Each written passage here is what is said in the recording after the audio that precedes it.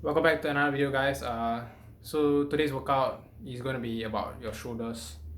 So yeah, do give it a watch, and don't forget to like, comment and subscribe to us if you have not already.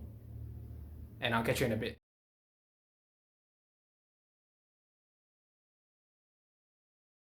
One of the keys is remember where you came from, keep that shit in the front of your mind, and when shit goes bad and it goes sideways, a lot of shit does, you're getting booed out of the fucking building, or you're coming through this injury, or people are writing you off, oh, you guys ain't gonna fucking make it, any of that shit. You gotta keep it in here. And it really has to, it should drive you.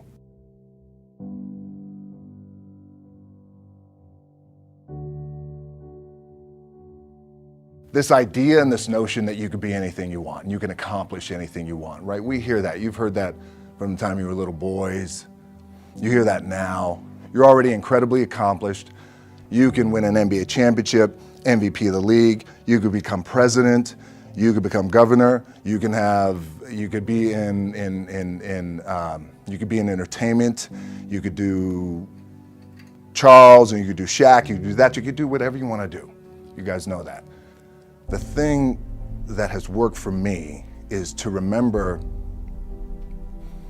the hard times.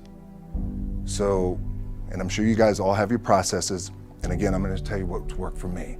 So before a big movie comes out, back in the days when I was wrestling with WWE, a WrestleMania match, anything big that would happen, I would always take a moment and I'd just remind myself, all right, I was evicted when I was 14.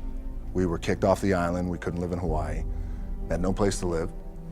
A lot of shit happened. Then when I moved to Nashville, I was arrested multiple times by the time I was 16 years old. I gotta remember that. If I were playing on this team, which my skills are, what's that term? Oh, the shits. So I'll never play. But before I lace up, before I get on the court, before I play in these big games, before I go to the Staples Center, where history is there, those are historic walls there at the Staples Center. I would remember that, and it allows me then to be present in the moment and understand, holy shit, the stuff I have around me right now, this is the shit that I dreamed of when I was a kid. I am here. I played for University of Miami, played for great teams. Warren Sapp, Ray Lewis, they were my teammates. They were balling. Warren Sapp was playing tight end that time. I was starting defensive tackle. Yeah. They moved him over to D-line. And he looked at me, he's like, yo, dude, I'm gonna take your spot. And I said, you ain't taking my fucking spot. He said, I'm gonna take your spot. I said, no, you ain't. We battled, and he took my spot. Now you can imagine how that fucked with me, because there goes my opportunity. He went in, switched to defensive tackle, lit the world on fire. Well, what that did, it crushed me, it crushed my dreams. I had a piss poor senior year, zero production, no NFL, no combine invite, nothing. Finally went to the CFL, Calgary Stampeders, making $250 a week Canadian. I had to send that shit home to my wife at that time. Had no money. So I remember that. When I got cut from Canada, I had $7 in my pocket. And I always tell that story.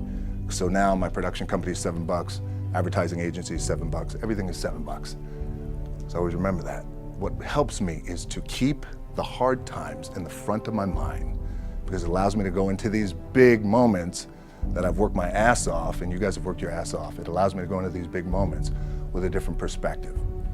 What it also does for me, and again, this is what works for me. Like, I keep my back, excuse my language, my back is up against this motherfucker every day.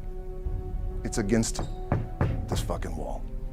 Excuse my language, ladies in the room. But it's up against this motherfucker because it's what I believe in. And when my back is against this motherfucker, then there's nowhere to go. But that way. That's it. So I feel like this could be something, an ideology and mindset that could help you, if you look at it that way. Because you made it already. We made it. We're successful boys, and we're lucky boys to be where we're at. Oh, you guys made it. Everybody's rich in the room. Nobody's gonna get evicted anymore. Anything you got, there's no more money problems, right? You got a lot of hands out now. Hey, can I get a little bit? Can I get a little bit? Right, that happens. But when you make it, for me, I need this. I need this. So every day, my back is up against this motherfucker, and this is how I operate. Now, doesn't mean you don't smile, doesn't mean you don't laugh and joke, right? You're happy, I'm a happy guy. But when it comes to business, and when it comes to executing, it's up against this. And I gotta go that way. And I don't give a fuck who is in front of me. They're not gonna stop me. I feel like for me, it feels seamless because you prepared for so long, but it's just like you guys prepping for a game. That's the fun part. That's where it's like, fuck, it's fun, man. People are paying their hard-earned dollars to come see you. They're cheering, they're going bananas, they're booing the shit out of you or on the road. That's fun. That's what you live for. I mean, that's the juice right there. The prep is where the character's made. And I just don't mean the character I play, I mean the character in here.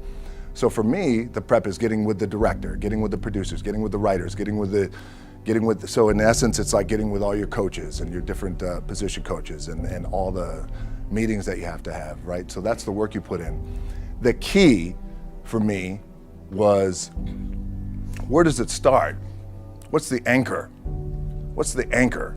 So I could have all these ambitions and you guys have all these ambitions, which is great.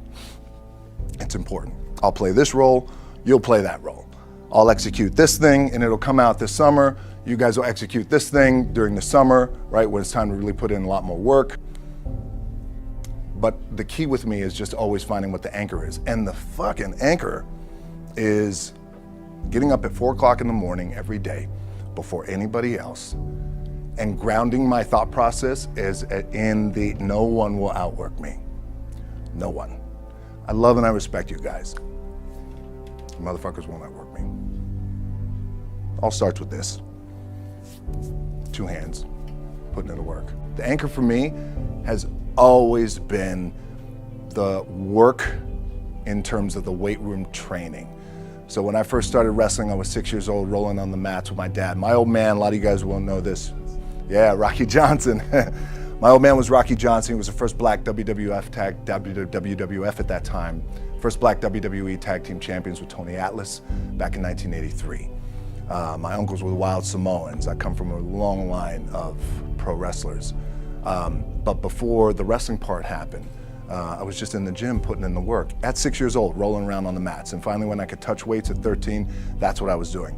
But the weight part for me and the gym part has always been, has to be the anchor. Look, at the end of the day, like again, it's the kind of stuff that I talked about at top is I have to hold on to my dad in his pickup truck came down 4 o'clock in the morning, picked me up in Miami from Tampa. We lived in a little shitty apartment in Tampa. He drove down in his little pickup truck to Miami to get me when I was cut from the CFL.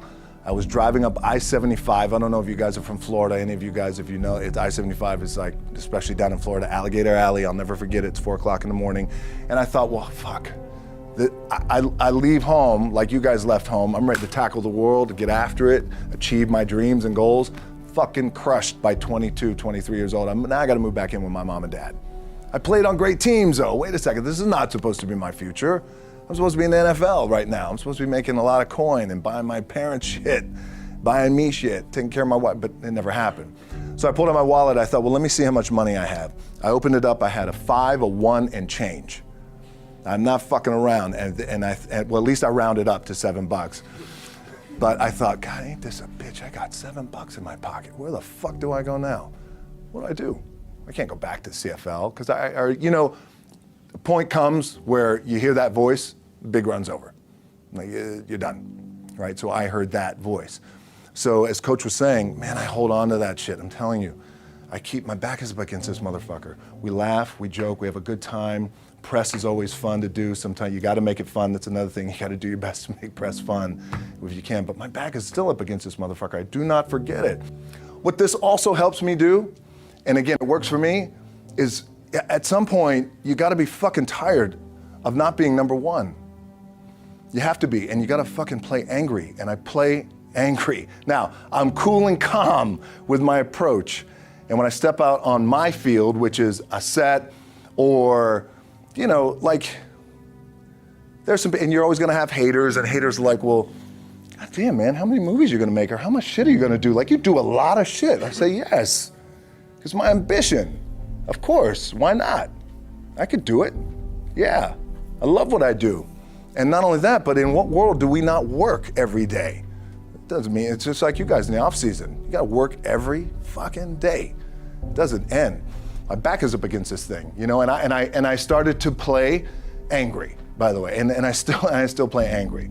My last match, Brock Lesnar, transitioned, and I realized if I had to be great at something, I wanted to be great in this world of Hollywood and movie making and producing and entertainment, I had to commit, and like you guys have to commit. Obviously, you commit to something, commit to the goal. So I quietly retired. 2 years later, I thought, what the fuck did I do with my career? Because my movies were not doing well. I was written off. I was like, it was around 2006, 2007. I was like, God damn. I left, I pulled a Jim Brown. I left when I was on top, like #1 in the wrestling business, and I left. It was a ballsy, gutsy, some call it stupid move, but I had to commit and I had to follow what was in my gut. And at that time, I'll share this with you guys, and Will Smith is my boy, and I sat down at that time with the agency I was with, and they said, what do you want to accomplish? I said, I want to accomplish the world. I want the world, and I want Will Smith's career, and I said, and I mean this respectfully because I know he's here at this agency with us, I want to do it bigger and better. And they looked at me like I had 3 fucking heads, and they were like, okay. But I still stayed focused, and I still had these, still put in the hard work with my 2 hands, and that's it. And that's what it comes down to with you guys. One of the keys is, remember where you came from, keep that shit in the front of your mind, and when shit goes bad and it goes sideways, a lot of shit does, you're getting booed out of the fucking building, or you're coming through this injury, or people are writing you off, oh, you guys ain't gonna fucking make it, you know, any of that shit. You gotta keep it in here. And it really has to, it should drive you.